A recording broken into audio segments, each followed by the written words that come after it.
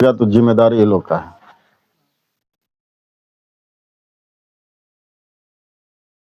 बांट गया सभी। जय हिंद। आइए अब हम लोग मानव पाठ के सबसे महत्वपूर्ण अंग के बारे में जानते हैं, ठीक है, जिसका नाम क्या है जी? जनन। क्या है जी? देखिए, जनन को ना हम क्या बोलते हैं?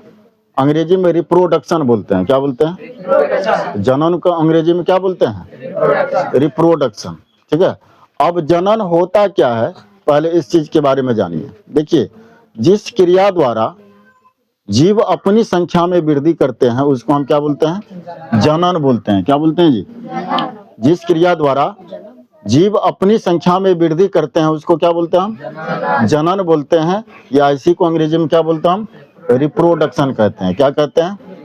तो देखिए, रिप्रोडक्शन दो तरह की होती है। कितने तरह की? रिप्रोडक्शन के कितने काइंड्स, कितने भाग होते हैं? दो। एक होता है सेक्सुअल। क्या होता है? सेक्सुअल। क्या होता है? सेक्सुअल। और दूसरा क्या होता है? एसेक्सुअल। क्या होता है? एसेक्सुअल। सेक्सुअल और एसेक्सुअल। ठीक है। सेक्सुअल का मतलब क्या? जिस जनन में दो गार्जियन की या दो पेरेंट्स की, है ना, जहां पेरेंट्स की आवश्यकता होता है, जहां दो जनकों की आवश्यकता होती है, तो उसको हम क्या बोलेंगे? Sexual reproduction. क्या बोलेंगे? और जहां जनन में केवल एक ही जनक भाग लेते हैं उसको क्या बोलते हैं हम? एसेक्सुअल बोलते हैं। क्या बोलते हैं? सेक्सुअल और एसेक्सुअल, है ना। जिस जनन में दो जनकों की आवश्यकता होती है, माता पिता की आवश्यकता होती है, उसको हम क्या बोलते हैं? सेक्सुअल। जहां पर केवल एक ही जनक जनन के लिए काम आते हैं उसको हम क्या बोलते हैं? Asexual reproduction. ठीक है। तो बारी बारी से हम लोग एक एक करके जानने का प्रयास करेंगे। ठीक है। तो सबसे पहले हम आते हैं जीव जंतु में, पादप पदार्थ में बाद में। सबसे पहले जीव जंतु में समझते हैं। देखिए, और वो भी क्या, जीव जंतु में सबसे पहले मानव के बारे में जानो। किसके बारे में? मानव के बारे में। ठीक है। तो पुरुष में, पुरुष का जनन अंग क्या होता है? वृषण होता है। क्या होता है जी? पुरुष का जनन अंग क्या होता है? वृषण। वृषण की संख्या कितनी होती है? वृषण की संख्या 2। ठीक है। वो दोनों वृषण जो होते हैं ना, ये अंडाकार होते हैं। किसके आकार के? अंडे के आकार के होते हैं।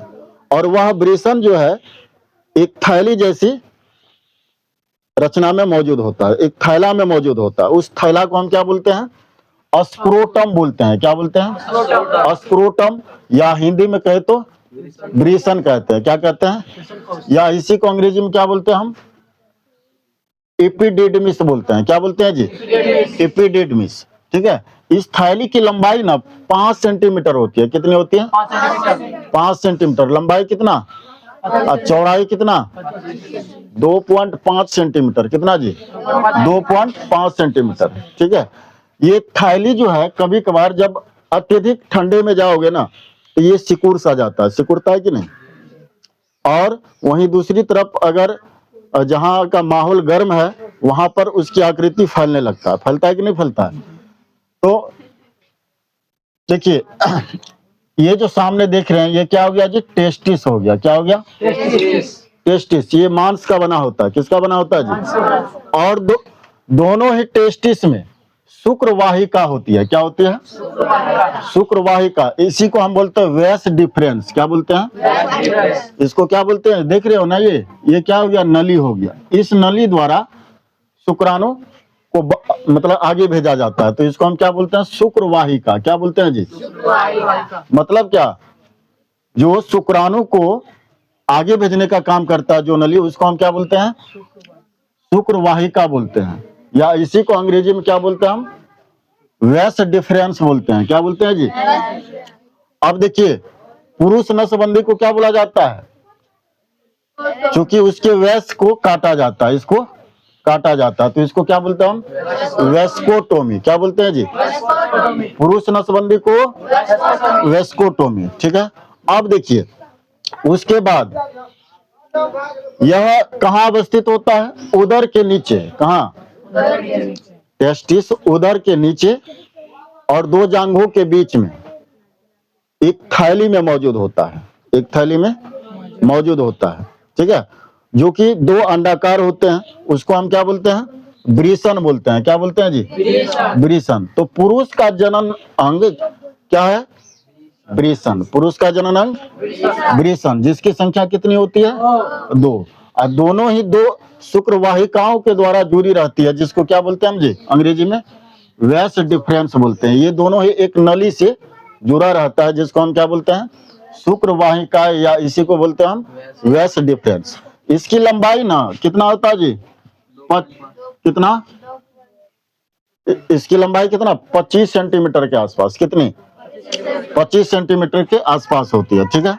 इसके बाद आगे जब जाओगे तो शीश्न आता है। क्या आता है? शीश्न। ये शीश्न क्या होता है? ये मांस का बना हुआ रहता है। किसका जी? ये मांस का बना होता है, और इसका आकृति जो है ना बेलनाकार होता है। कैसा होता है?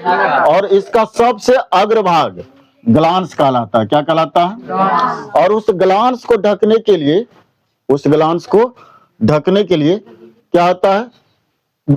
मतलब स्किन का, त्वचा का क्या आता है? आवरण आता है, जिसको हम क्या बोलते हैं? प्रीप्यूसस कहते हैं। क्या कहते हैं? प्रीप्यूसस। क्या कहते हैं? ग्लांस को ढकने के लिए जो स्किन आता है, उसको क्या बोलते हैं हम? प्रीप्यूसस कहते हैं। क्या कहते हैं? और देखिए शीश्न जो है बाहर से ढीली चमड़े द्वारा, किसके द्वारा जी? बाहर से ढीली चमड़े द्वारा क्या होता है? ढका रहता है। क्या रहता है जी? ढका रहता है। उसी को हम क्या बोलते हैं? शीश्न कहते हैं। क्या कहते हैं? शीश्न। देखिए शीश्न, और शीश्न की लंबाई अलग अलग हो सकती है भिन्न भिन्न व्यक्ति में, भिन्न भिन्न व्यक्ति में। और इसके ऊपर क्या रहता है? स्किन का परत लगा रहता है। आगे क्या होता है जी? एक छिद्र होता है। क्या होता है? उस छिद्र के माध्यम से क्या सब निकलता है? स्पर्म और मूत्र निकलता है, ठीक है। और इसी के नीचे में क्या रहता है? एक थैली होती है, जो कि 2 जांघों के बीच होता है। उसी थैली को क्या बोलते हैं जी? स्क्रोटम कहते हैं, या वृषण कोष कहते हैं। क्या कहते हैं? वृषण कोष, ठीक है। अब देखिए इसको मानव के शरीर से थोड़ा सा अलग रखा गया है, रखा गया ना। स्पर्म बनने के लिए टेम्परेचर न्यूनतम चाहिए तकरीबन 35 डिग्री सेल्सियस। कितना? कितना चाहिए? स्पर्म बनने के लिए टेम्परेचर कितना? 35 डिग्री सेल्सियस। जबकि मानव का टेम्परेचर सामान्य कितना होता है जी? 37 डिग्री सेल्सियस। कितना? मानव का टेम्परेचर कितना है? 37 डिग्री सेल्सियस, है ना। स्पर्म बनने के लिए टेम्परेचर कितना चाहिए? 35 डिग्री सेल्सियस, ठीक है। तो भगवान तो बड़ा इंजीनियर है ना जी, बहुत बड़ा वैज्ञानिक है कि नहीं? मानते हो कि नहीं इस बात को? तो उन्होंने सोचा कि अगर मानव शरीर के किसी अंग में भीतर में अगर दे दे टेस्टिस, तो निश्चित तौर पर शुक्राणु नहीं बन पाएगा। फिर जब शुक्राणु नहीं बनेगा तो फिर जनन नहीं होगा, फर्टिलाइज नहीं होगा, शुक्राणु बनेगा ही नहीं, तो जनन होगा क्या? नहीं होगा। तो उसके लिए भगवान ने क्या किया? 2 जांघों के बीच में उसको एक अलग से एक थैली दे करके उसके बीच में उसको रख दिया गया है, ठीक है। तो उसका टेम्परेचर कितना होता है?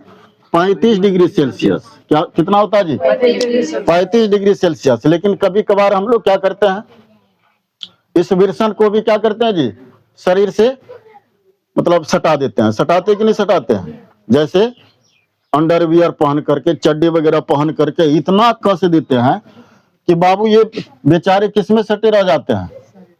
शरीर में सटे रह जाते हैं, जिसके कारण शुक्राणु उस दौरान नहीं बन सकता। जब तक उसका टेम्परेचर कितना नहीं आएगा?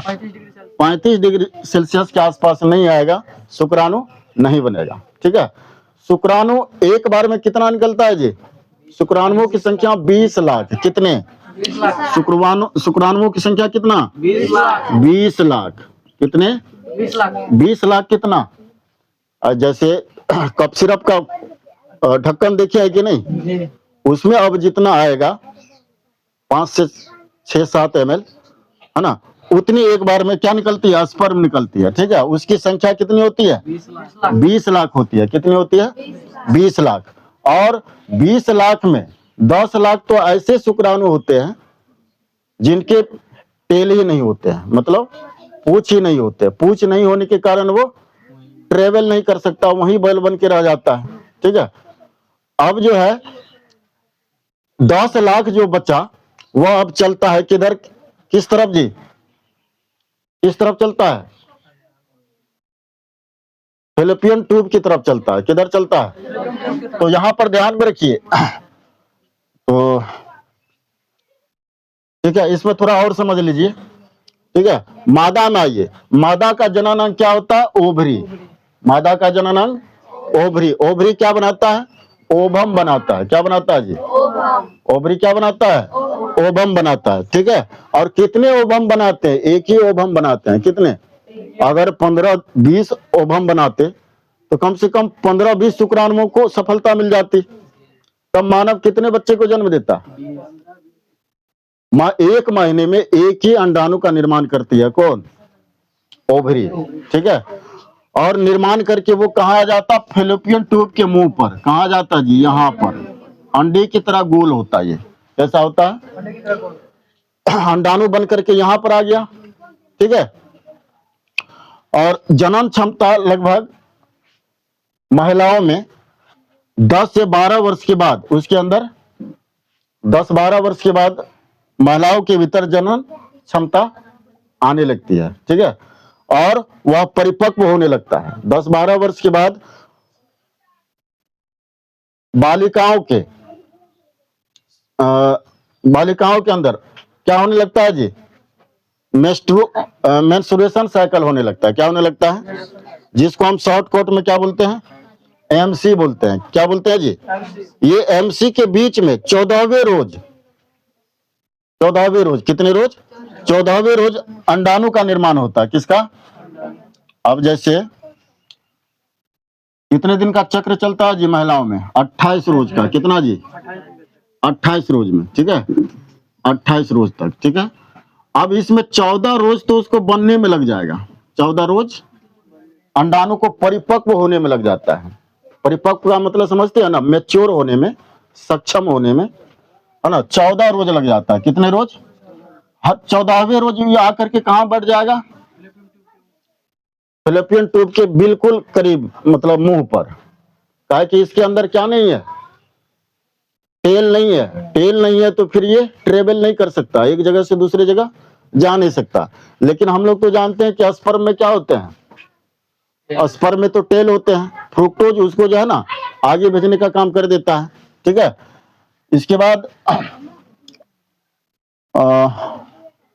तो मादा का जननांग क्या हो गया, ओवरी। क्या हो गया जी, ओवरी क्या करता है, ओवम बनाता। ओवरी की संख्या कितनी, ओवरी की संख्या 2। एक बार इधर बनाएगा तो दूसरी बार उधर बनेगा, एक बार इधर तो दूसरी बार उस तरफ बनेगा। 28 रोज का ये चक्र चलता रहता है। ठीक है, अब ये क्या करेगा, यहां पर आकर के इंतजार करेगा। किसका इंतजार करेगा जी, कंप्लीट हो गया क्या, तो यहां पर आकर के किसका इंतजार करेगा जी, शुक्राणु का। तो एक बार में कितना निकला, 20 लाख शुक्राणु। 20 लाख में तो 10 लाख ऐसे शुक्राणु है जिसके टेल ही नहीं होते, वो ट्रेवल नहीं कर सकता, वहीं पर डेथ कर जाएगा, मर जाएगा। उसके बाद 10 लाख चला, 10 लाख में 5 लाख उधर गया, 5 लाख इधर आया। इसमें से जो तेज तरार है, जो सबसे स्वस्थ शुक्राणु है, वो सबसे पहले जाकर के किससे मिलेगा, अंडाणु से मिलेगा। ठीक है, और जैसे ही अंडाणु से मिलेगा इसका बाहरी भाग क्या होने लगता है जी, बाहरी भाग इसका मजबूत होने लगता है, टाइट होने लगता है। जैसे मुर्गी वगैरह का अंडा देखिए है कि नहीं, उसका बाहरी आवरण क्या होने लगता है, टाइट होने लगता है। ठीक है, अब जब बाहरी भाग टाइट हो गया, जो शेष बचे हुए शुक्राणु है बेचारे लोल मार मार के वहीं पर क्या हो जाएगा, डेथ हो जाएगा, मर जाएगा। ठीक है, ठीक है, और बंद करो।